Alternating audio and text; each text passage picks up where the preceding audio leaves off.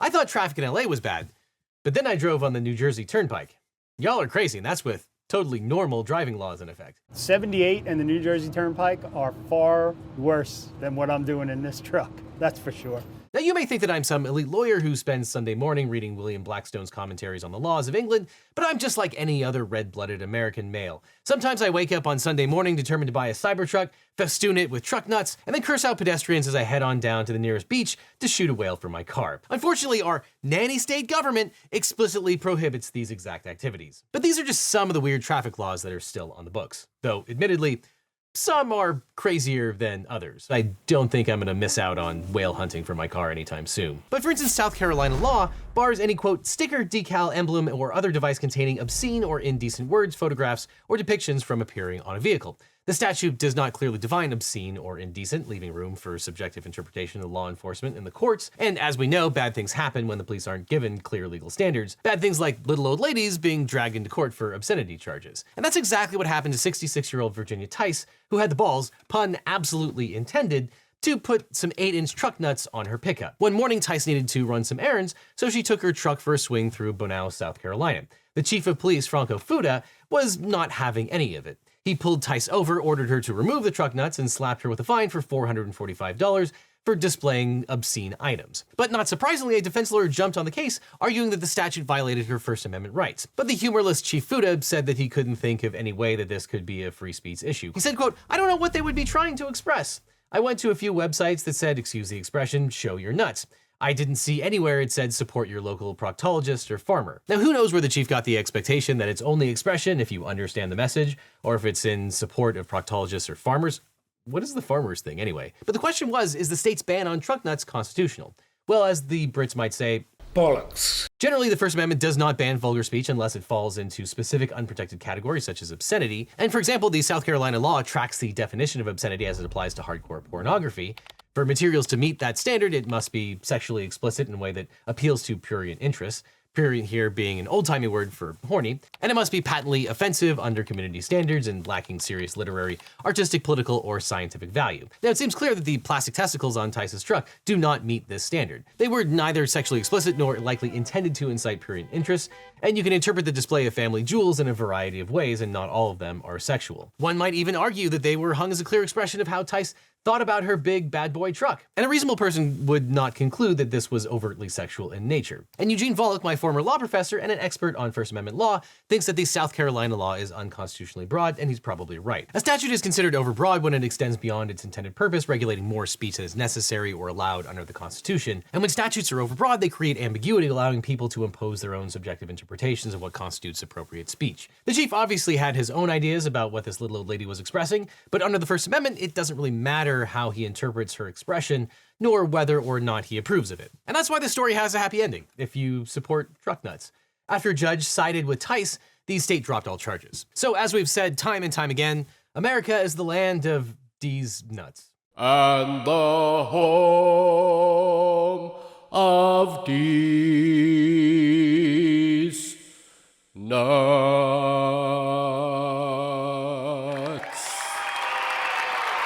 But it's not all American flags and freedom. 12 states still prohibit buying a vehicle on a Sunday. Why?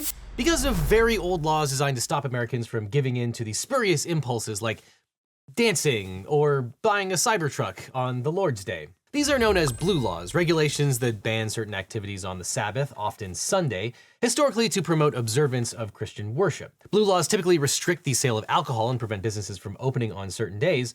In South Carolina, again, for instance, it is still illegal for dance venues to be open on Sunday. And we did a whole video about Footloose-style dancing bands that you should watch if you're itching to bust a move inside of a church. The beat of music, the curves of the body, the display of the outward person, we don't believe is congruent with the principles of Bible doctrine especially. But blue laws are as old as America itself. The Jamestown Colony created the first set of blue laws in 1610. They were called the, quote, laws divine, moral, martial, apologies for anyone that speaks Old English, and the punishments for breaking them was brutal. If a person spoke disrespectfully of the clergy, the penalty was a dagger through the tongue. And you could be punished with death for, quote, blasphemy, uttering treasonous words or words critical of the company, murder, sodomy, robbery, swearing false oaths, bearing false witness, trading with Indians without permission, stealing from Indians, cheating the company or the Cape merchant who operated the company's storehouse, trading with sailors without permission, and sending goods out of the colony without permission. There were so many ways to get the death penalty back then, it's probably no wonder that 80 to 90% of the Jamestown colonists died within a year of arriving in America. But thankfully, in modern times, selling or buying a car on Sunday does not warrant a death sentence, although maybe buying a Pontiac Aztek or Tesla Cybertruck should. But even if you buy your car on a Saturday, you probably shouldn't go out shooting animals from moving vehicles in California.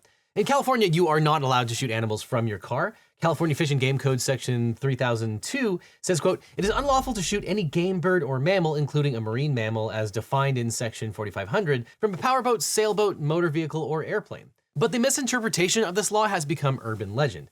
Many websites, including blogs run by practicing attorneys, putatively, claim that because the statute only lists birds and mammals, it's actually legal to hunt whales from a moving vehicle in California. Well, I'm sorry to all you burgeoning Captain Ahabs, but this legal loophole is not a thing. In California, marine mammals include sea otters, whales, dolphins, porpoises, seals, and sea lions. You can't shoot any of them from a boat or a car. And the taking of whales is exclusively governed by federal law. California Fish and Game Code section 4500 explicitly recognizes this, saying, quote, it is unlawful to take any marine mammal except in accordance with provisions of the Marine Mammal Protection Act of 1972. So luckily for Shamu, the states don't have jurisdiction over whale hunting, and the feds aren't eager to grant hunting licenses either. It actually took until June of 2024 for the National Marine Fisheries Service to recognize the whale hunting rights given to the Makah tribe under the Treaty of Nea Bay of 1855. So please don't hunt whales or any other mammal, including humans, from your car, no matter what your online attorney tells you. Unless you're in Los Angeles and it's open season on the 405.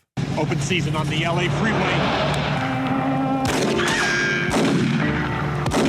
Now, unsurprisingly enough, Iowa is more permissive of hunting from a car than California, but it's only for a reason that might actually surprise you: accessibility. In Iowa, the law says, quote, except where prohibited by law, a handicapped person meeting the conditions of this rule may shoot from a stationary motor vehicle. Handicapped persons may use certain motor vehicles on game management areas according to the restrictions set out in this rule in order that they might enjoy such uses as available to others. Now, this may not have been what was on Congress's mind when they passed the Americans with Disabilities Act, but it makes sense. The law was intended to help people with disabilities participate in the same activities as everyone else. So it makes sense for states to provide accessible hunting areas. Accommodations can include things like accessible blinds, designated hunting areas, or modified hunting equipment, which makes this law surprisingly progressive for a conservative state. But once again, I must remind you, regardless of what kind of accommodations you get, you must not give in to that temptation to hunt the world's deadliest game, man.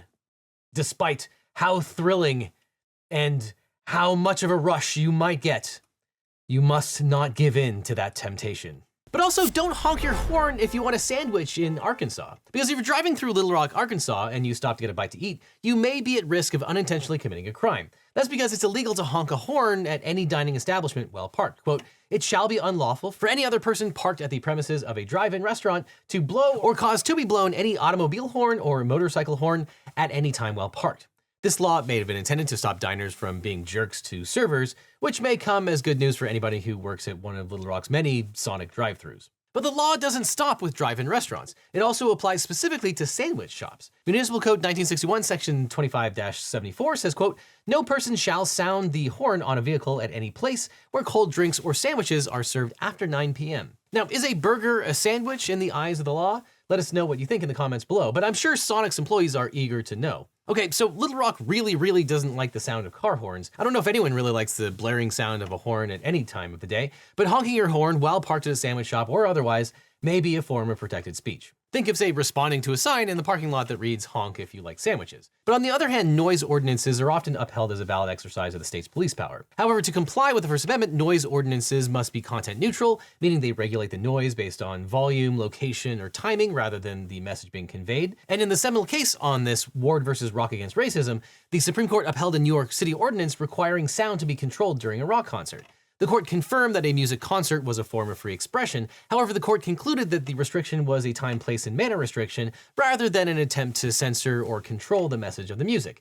Justice Kennedy wrote that the ordinance, quote, must be narrowly tailored to serve the government's legitimate content-neutral interests, but that it need not be least restrictive or least intrusive means of doing so. So could Little Rock's law be deemed unconstitutional or perhaps upheld as constitutional? We don't know unless someone challenges it. Now, obviously, if you're going to break any traffic laws, even incredibly silly traffic laws, you'll want a good lawyer. But if you want a great lawyer, my law firm, the Eagle Team, can help. If you've gotten in a car crash, suffered a data breach, especially if you've got one of those data breach letters saying your information might have been leaked, or are dealing with a workers' comp or social security issue, we can represent you or help find you the right attorney. Because it's so important to talk to a lawyer right away so you can maximize your recovery. And by the way, we don't get paid unless you do, so there's nothing up front. So just click on the link in the description or call the phone number that's on screen right now for a free consultation with my team. Because you don't just need a legal team, you need the Eagle Team.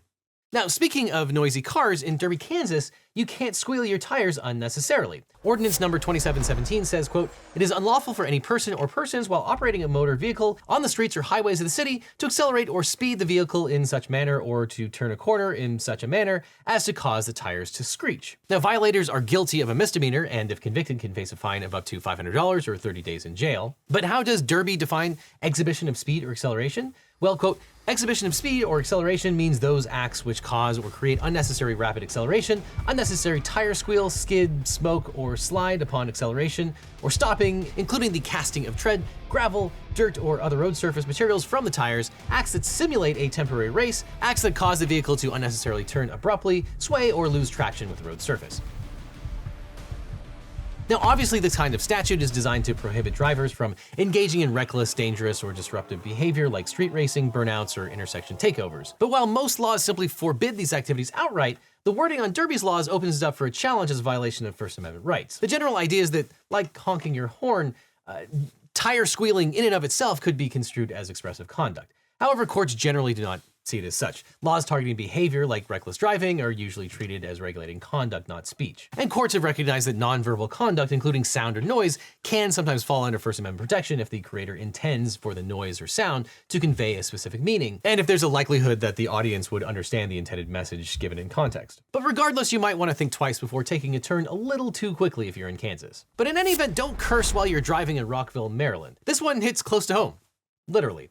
Now, I'm sure we've all used some pretty explicit language when behind the wheel, but doing so in Rockville, Maryland could land you in legal trouble. You can check out Local Ordinance 13-53, which says, "A person may not profanely curse and swear or use obscene language upon or near any street, sidewalk, or highway within the hearing of persons passing by, upon or along such street, sidewalk, or highway. A person may not act in a disorderly manner by profanely cursing, swearing, or using obscene language." So if you get busted for cursing in Rockville, you can face a fine of up to $100 and or jail time of up to 90 days. Now, frankly, it is hard to believe that anti-cursing laws are still on the books in America, but they are, as you can imagine, rarely enforced.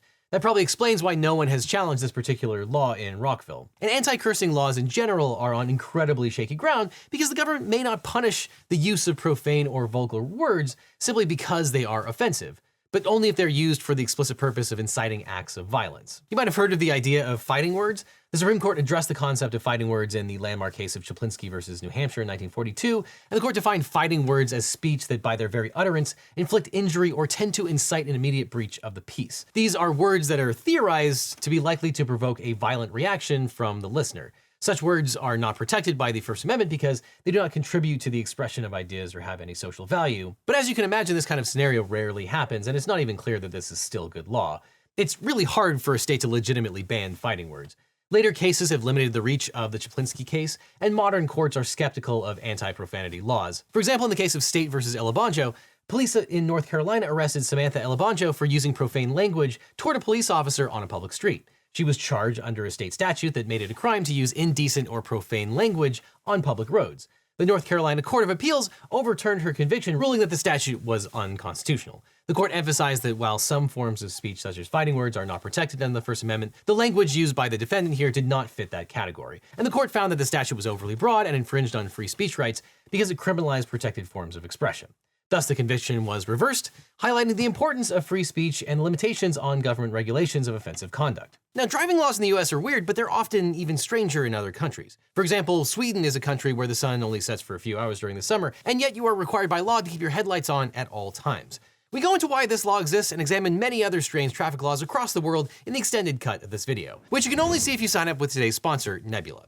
Because on Nebula, you can watch all of our videos ad-free and early, because our videos always go up on Nebula first, plus there's tons of exclusive content. And for a limited time, you get a lifetime membership you can buy once and then never again. It is the greatest deal of all. And if you're new here, Nebula includes tons of exclusive videos from me, original series from your favorite people, movies, plays, classes, and more. I've heard it described as Netflix for people who like trains, with your favorites like Johnny Harris, Neo, Jetlag, Real Engineering, Real Life Lore, and your most favorite, LegalEagle. And exclusives on Nebula are getting really good, like the latest season of Jetlag, where your favorite creators play geographical games all across Japan. And you can watch my exclusive feature-length documentary, Bad Law, Words Good, as well as my full-length interview of the screenwriter of My Cousin Vinny and my Not Safe for Work video about lawsuits that are too hot for YouTube. Because what's truly special about Nebula is it is a creator-owned platform built by me and other YouTubers and podcasters, and because it's a subscription service, we get to work on larger, higher-budget productions than we ever could anywhere else. And it's becoming the answer to the question, how do you get Hollywood-level production value without Hollywood-level BS? And for those of you that want to share everything Nebula has to offer with friends and family, Nebula is now offering annual gift cards. And if you sign up using the link that's on screen right now, you can give a year of Nebula to a friend for 40% off the yearly subscription. A year of the best content for just $36. And that's a gift that you can give to yourself, by the way, because you deserve it. So get 40% off of you or a friend's yearly subscription at just $36 a year, or you can check out the lifetime deal where for $300, you can get access to Nebula forever. We're investing in more big concept, high octane Nebula originals, and your lifetime subscription goes towards that investment. In a way, lifetime is the best possible deal of all. Either way, you'll get my videos early, get access to exclusives, and support the ambitious projects that my friends and I are working on our own streaming site. So sign up now and get you or a friend 40% off of Nebula at $36 a year, or get the incredible lifetime deal by clicking on the link below. And after that, click on this link over here for more LegalEagle, or I'll see you in court.